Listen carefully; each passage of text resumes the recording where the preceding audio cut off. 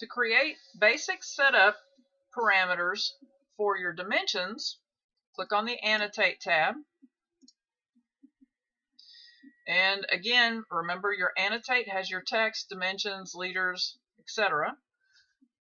So click the little sideways arrow at the bottom. And that brings up our Dimension Style Manager. So the first thing that we want to do is create a new style. Okay, so we're going to tell it new, and copy of standard is fine. We always want to keep the standard, the very beginning standard style, because if we don't, and we get in here and we start changing up a bunch of items under here, you can see there's a bunch of tabs, and then there's a whole bunch of buttons. Sometimes if you change it up too much, and they're not the correct changes, it can be an issue.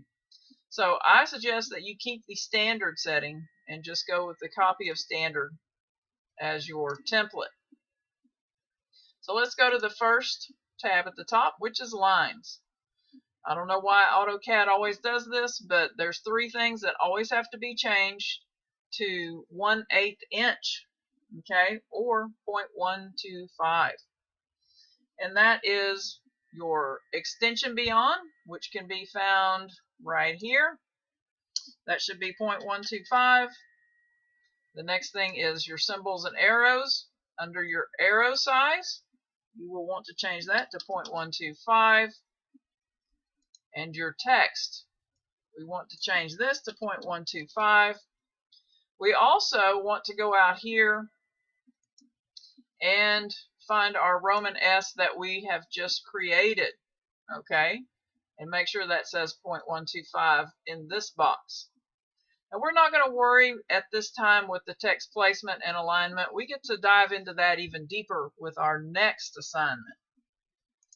Under the Fit tab, everything will stay the same for this, and as well as primary units.